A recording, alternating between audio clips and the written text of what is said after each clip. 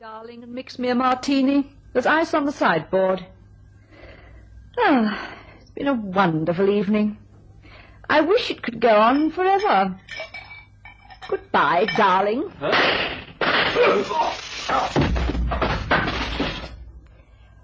And when they find your body, darling, I shall have conveniently left via the fire escape. Now, just quickly make sure you have no identification on you.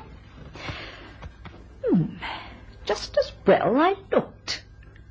Police identification card. Assignments unlimited. Address 33 Half Moon Street.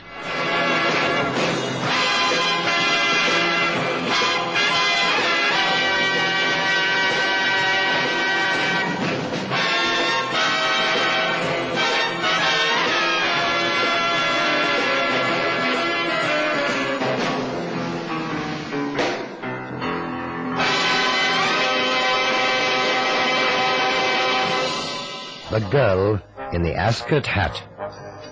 We haven't seen him for 2 days. Not a very long time, you might think, but it's a hard and fast rule at Assignments Unlimited that operators report in every 24 hours.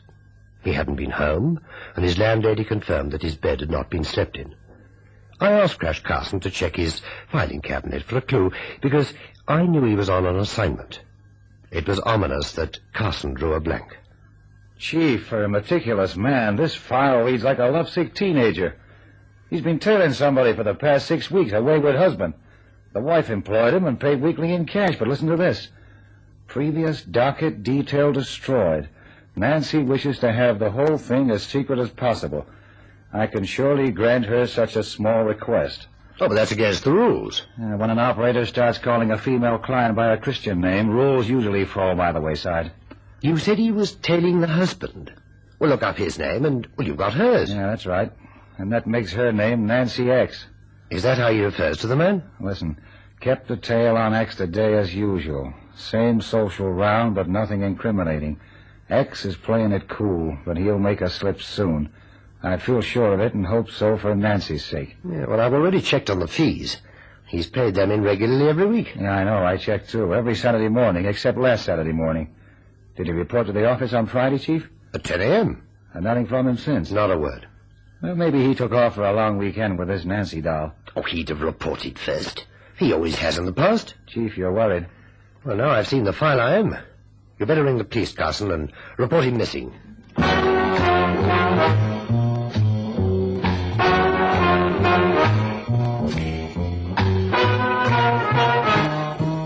I did like the chief said, and having done it, I just sat back and waited. There wasn't anything else to do. The file gave no name of client and referred to the trailee as X. No lead, no clue, nothing.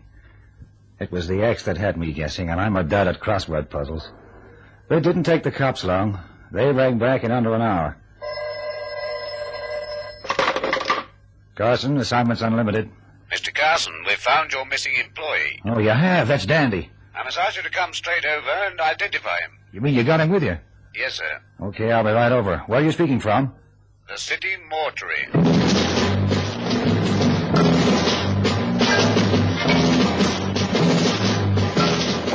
Outside, the street was full of stiff-necked actors. Inside was full of just stiffs. The marble floor of the mortuary was cold and echoed the footsteps of the curious, the cautious, and those to whom calamity had come suddenly. Inspector Bottomley of the murder squad was there as the attendant pulled open the drawer and flung back the sheet. But for the grisly pallor of death, he could have been sleeping. There wasn't a mark on him, just a look of utter astonishment. The kind a gopher might get who holed in one. We turned him over, and I regretted the mental simile. There were 2 bullet holes drilled neatly into the center of his back. Well, what's the story, Inspector? We picked him up in the restroom and office suite in Chamberlain Buildings. It's a good business address on Sloane Street. He copped it late on Friday night, and we got there in 15 minutes. Office block? I know what you're thinking. Who'd work in an office block on a Friday night? Well, we were lucky there. A firm of chartered accountants were working overtime. They heard the shots and rang Scotland Yard. The bird had flown, of course, via the fire escape. She'd left the window open and made no attempt to cover her tracks. which would indicate that it was a crime of passion executed in a moment of stress. You said she. Yes, we've arrested a Mrs. Nancy Sloanes and charged her with the murder. Nancy, huh? Yeah. Does the name mean anything to you? He was an operator from Assignments Unlimited. His file's in the office. I'll get it over to you at the yard. Doesn't say much, but it does mention the name Nancy. He was employed to tail her husband. Mr. Edwin Sloanes. Well, the file refers to him as X, but I guess it must be the same guy. You'll work fast to get onto her. We found a note addressed to her in his pocket, and an amorous note. The suite of offices is rented by her husband. It was pretty cut and dried, Mr. Carson. Say, it's just occurred to me. When you searched his pockets, didn't you find his identity docket? All operators from our outfit carry police identity cards. There was nothing on him except this note. Nothing to tell who he is, or was. He was listed unknown until you rang. Oh, he must have been goofy about this dame to forget his identity docket. What does Nancy Sloanes have to say? Denies all knowledge of it, of course. But both the caretaker and the accountant remember seeing a woman answering to her description entering the building every Friday night for the past 6 weeks. Oh, that checks. His file states that he reported to her weekly on Friday nights. Queer twist, isn't it? The investigator in the matrimonial case falling in love with the client. It must have been bad enough for Edmund Sloanes to discover that his wife had been having him watched, and then to be told his wife was having a torrid love affair with the very man who was watching him. I know this operator very well. If he was having an affair, it wouldn't be torrid. I'll show you the love note. Oh, yeah, the love note.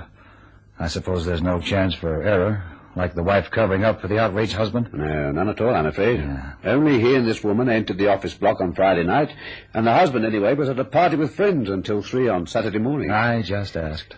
And Mrs. Sloanes was a smart dresser, by the way. Had a penchant for those big floppy hats. Ascot hats, I believe they're called. They were described by the witnesses, together with other garments she wore on various Friday nights, and we found the exact clothing in her wardrobe. Like you said, it's open and shut. There'll be an identity parade tomorrow. If you'd care to come along, you'll be more than welcome. Thanks, I'd like to. Just show your card to the constable on duty. You'll see Mrs. Sloanes then. We'll dress her in her own clothes, those she wore on Friday, and ask the accountant and the caretaker to say if it's the same woman they saw. Where is she now? Holloway. I'd like to visit her in the prison today. Yeah, I can arrange it, provided you haven't any silly notions of revenge. No, I'll leave the revenge to the judge. Very well. Call by my office after lunch, and I'll have a 274 made out to admit you. Sorry about your friend. Not half as sorry as he is.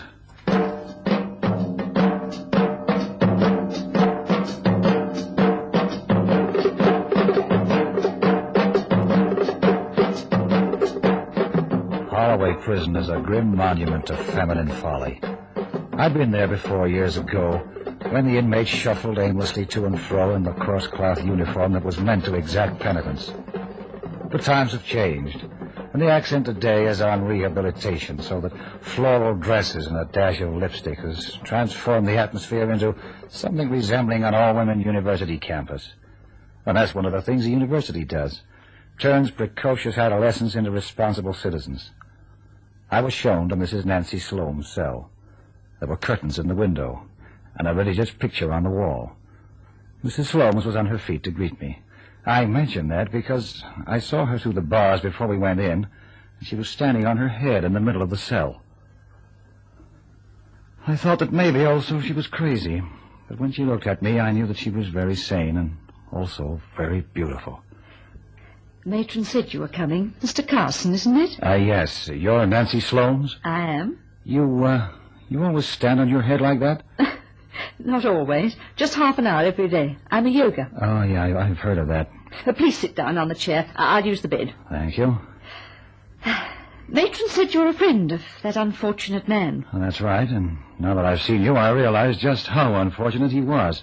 I didn't know him. I've never met him. But then, like the police, you'll have difficulty believing that. To be blunt, I don't believe it. Then that's your misfortune, Mr. Carson. For a woman who will shortly have a date with justice, you seem to be awful cheerful. I have an Englishwoman's complete faith in British justice. I didn't kill him. And in the fullness of time, the police will know that I didn't kill him. You'd better try another exercise. That yoga's gone to your head. Why did you come, Mr. Carson? To see you. Just morbid curiosity? He kept a file. It mentioned your name, Nancy. It doesn't need a marriage counselor to prove that he had no intention of letting you go back to your husband. He was in love with you, And if he couldn't get grounds on your husband, it's an even bet he'd have given your husband grounds to divorce you. Well, that would have made Edwin very happy. For the past 2 years, he's done everything a man can to make me divorce him, even to the point of lodging evidence of his infidelity with my own lawyer. Why didn't you divorce him? Oh, I don't know. Pride, I suppose. That and the fact that the other woman is my own cousin. It's sordid to have a relation steal your husband. I get it. Just as he'd go to any lengths to get a divorce, you go to any lengths to stop him. That's Inspector Bottomley's line of reasoning. He says that I'm supposed to have engaged your friend to keep a watch on my husband, presumably to gather evidence for a divorce. Well, that's what the file says. Am I supposed to have known your friend before I decided to engage his services? Bottomley says not, and that would figure. I knew this operator pretty well, and if he'd known you 6 weeks and more ago, I'd have known about it, too.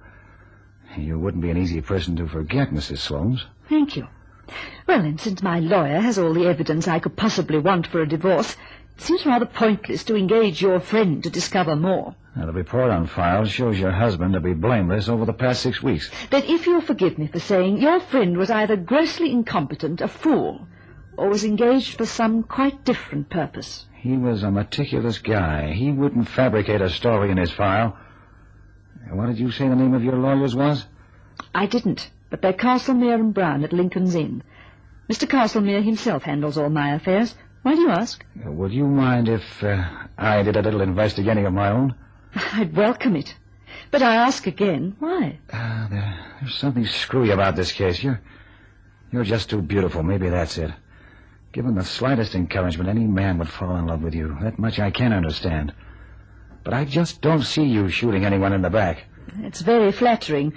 But you must remember, to the male spider, the female is also beautiful. What's a spider got to do with it? Do you know what the female does to the male after he's made love to her? I'll buy it. She eats him, Mr. Carson. Carson left Holloway Prison, his mind a confusion of thoughts. He went straight to Lincoln's Inn and the offices of Messrs. Castlemere and Brown. One glance at its prim and austere interior decided for Carson that here was a house of impeccable honesty. It gave him a comforting feeling as he was ushered into the presence of Mr. Castlemere, a benign old gentleman with snow-white hair and a ruddy complexion. Come right in, Mr. Carson. Take an easy chair and make yourself comfortable. Thank you, sir. You've come about Miss Nancy. She telephoned. Are you allowed a telephone in Holloway Prison? Oh, naturally. Miss Nancy has been formally charged, but in England a person is innocent until proven otherwise. Do you think she's innocent? Well, that goes without saying, doesn't it? I'm her defending counsel, and I would never take on the task if I believed her guilty. Not even when her family have been clients of yours for years? Not even if it were my own child. Now, I'll just get the file. That won't be necessary, Mr. Castlemere. I simply wanted to ask you a few questions, if you'd be kind enough to answer them. If I'm able to give a truthful answer, then I will. Thank you, sir. Tell me about her husband, Edwin Sloanes. A mean and avaricious fellow. She was a fool to marry him, and I told her so.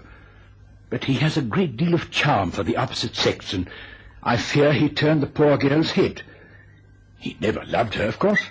She's a very beautiful woman. Very. That wouldn't interest Sloanes, except as a passing fancy. He thought she was heiress to a considerable fortune. And she wasn't. Her father died a few years ago. He left her the house and a small annuity, and that's all. And so Boyo starts looking around for something better. Financially better, yes.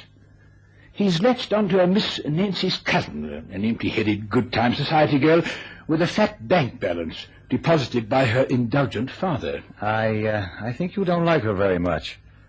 I like the way her father made the money even less. However, to continue, Sloanes has left in his office all the evidence required for a quick divorce. He flaunts his women in front of his wife, but unfortunately for him, Miss Nancy has a virtue that isn't in Sloanes's vocabulary. Character. She's flatly refused to give him a divorce. There again, I don't agree with her. She'd be well rid of him, but sometimes there's no fathoming of the female mind. Has it occurred to you, Mr. Castlemere, that the tables are now turned? Sloanes has all the evidence he needs to divorce her. Naturally. It's occurred to Sloanes, too. I have a letter here from his attorney, setting out the details of his proposed action. Already? But this business only happened on Friday. Sloanes is an impetuous man, Mr. Carson, quite without feeling for anyone except himself. Now, what else would you like to know? That's all, I guess. May I indulge in the small liberty of asking if you think she's guilty? Sure you can. I don't think she's guilty. In fact, I'm certain that she's innocent.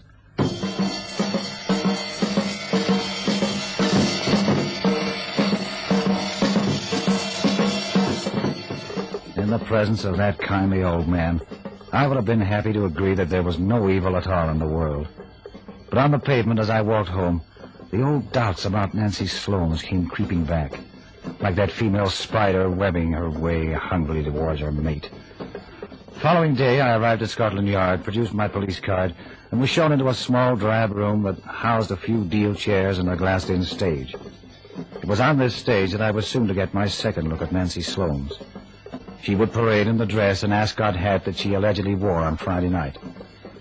Inspector Bottomley was already there, and when I arrived, he was in conversation with two men, whom I correctly deduced to be the accountant and caretaker, respectively. Bottomley greeted me as affably as always. I'll take a few, Mr. Carson. Thanks. Over here, if you don't mind. Okay.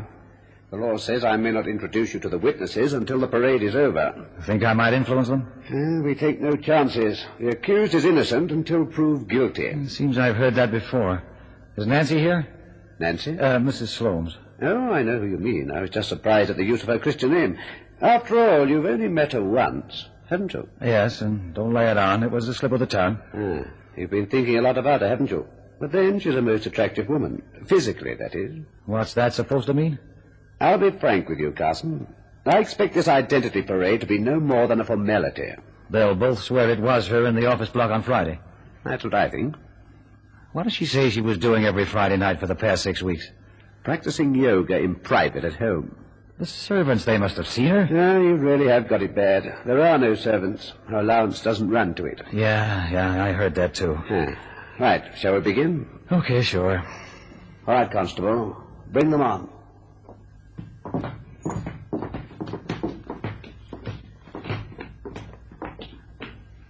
Thank you. Well, gentlemen, which is the woman you saw on Friday night? Second from the right. The second one, no doubt about it.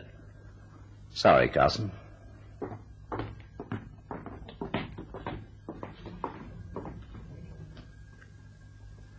I could only think of the hat. At first I saw only her, a proud, lovely woman, walking with a firm step across that broidered stage, her shoes clacking a rhythm in the groove hollowed by 1,000 felons' feet as they'd shuffled the walk down half a century. But then the witnesses had spoken up, and now only the hat remained. A ridiculous memory of floppy purple, half concealing her face like the plumed helm of Navarre. I don't remember saying goodbye to Bottomley. I don't remember what prompted me to visit Edwin Sloanes.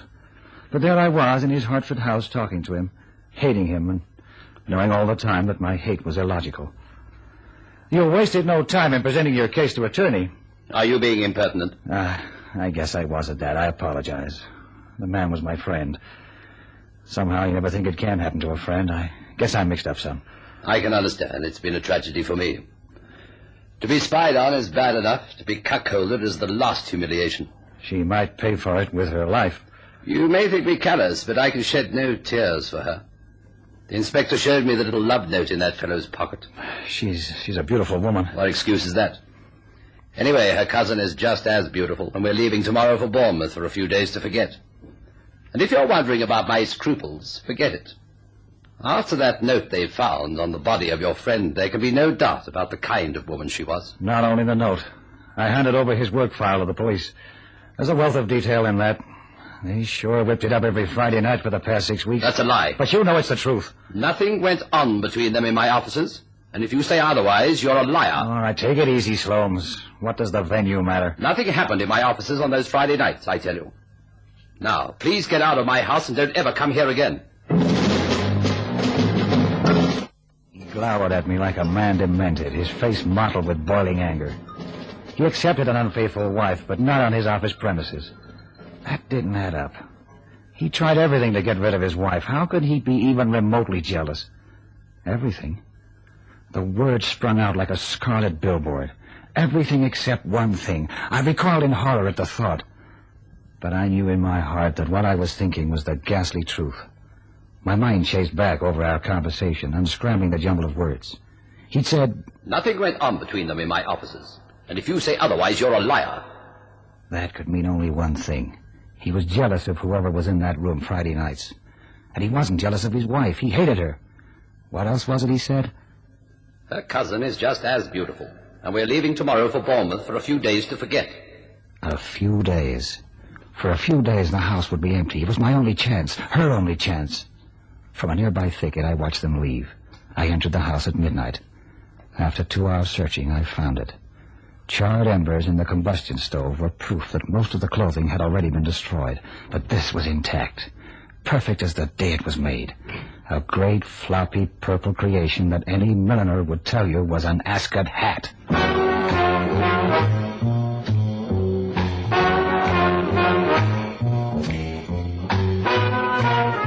Sloane's had all his wife's town clothes duplicated and all of her hats.